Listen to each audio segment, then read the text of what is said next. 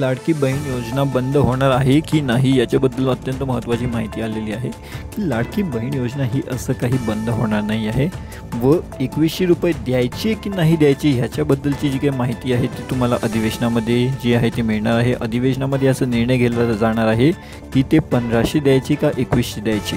बघा आता 1500 तर मिळतच आहे सर्वांना आणि हेही माहीत असणार की लाडकी बहीण योजनेचे आतापर्यंत जवळपास 7500 रुपये एकाला मिळालेले आहे। आणि अजून एक महत्त्वाचा प्रश्न इथं असा उद्भवतो की बऱ्याचशा ठिकाणी आपल्याला असं ऐकायला मिळालेलं आहे की लाडकी बहीण योजनेमध्ये जर एका घरामध्ये 2 पेक्षा जास्त व्यक्ती असतील या योजनेचा लाभ घेणारे तर त्यांना देखील हे योजनेचे पैसे मिळणार नाही आहेत। तर असं पण आपल्याला आतापर्यंत ऐकायला मिळत होतं, पण अजून असा कोणताही GR आलेला नाही आहे की ज्याच्यामध्ये या गोष्टी अशा स्पष्टपणे म्हटलेल्या आहे।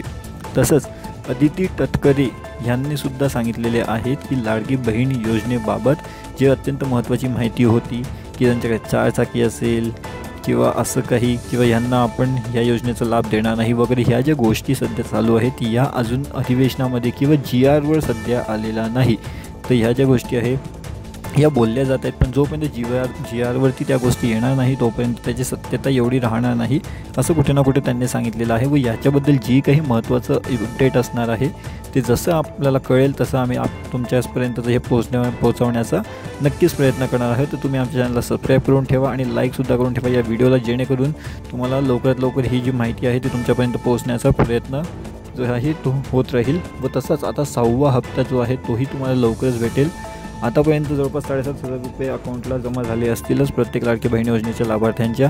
तसंच तुमच्या अकाउंटला जमा झाले की नाही झाले किंवा 6वा हप्ता जमा झालेला आहे का अजून यायचं बाकी आहे हे देखील तुम्ही खाली कमेंटच्या मार्फत सांगा, जेणेकरून बाकीच्यांना पण समजायला जे आहे ते सोपं।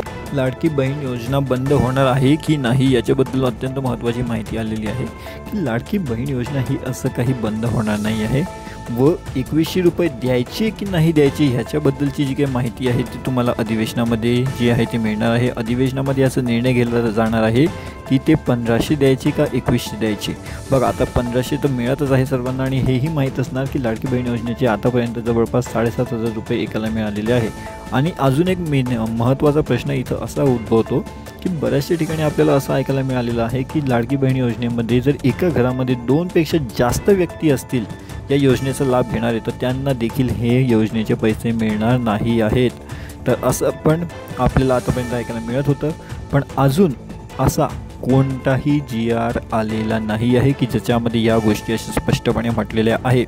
तसंच अदिती तटकरे यांनी सुद्धा सांगितलेले आहेत की लाडकी बहीण योजनेबाबत जे अत्यंत महत्त्वाची माहिती होती की त्यांच्याकडे 4 चाकी असेल किंवा असं काही किंवा यांना आपण या योजनेचा लाभ देणार नाही वगैरे ह्या ज्या गोष्टी सध्या चालू आहेत या अजून अधिवेशनामध्ये किंवा GRवर सध्या आलेला नाही।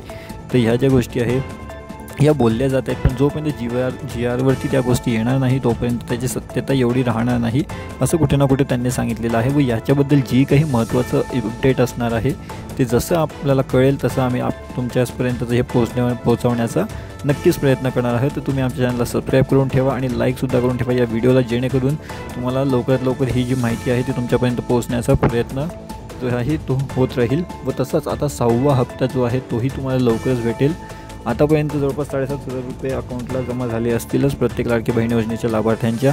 तसंच तुमच्या अकाउंटला जमा झाले की नाही झाले किंवा 6वा हप्ता जमा झालेला आहे का अजून यायचं बाकी आहे हे देखील तुम्ही खाली कमेंटच्या मार्फत सांगा, जेणेकरून बाकीच्यांना पण समजायला जे आहे ते सोपं पडेल की कोणाच्या अकाउंटला नेमके किती जमा झाले आहेत किंवा कुठल्या जिल्ह्यामध्ये किती जमा असे झालेले आहेत। तसंच याबद्दल काही अधिक माहिती असेल तर ती लवकरच तुम्हाला या चॅनलवर आम्ही सांगण्याचा प्रयत्न करू। तर तुम्ही चॅनलला सबस्क्राईब जरूर करून ठेवा।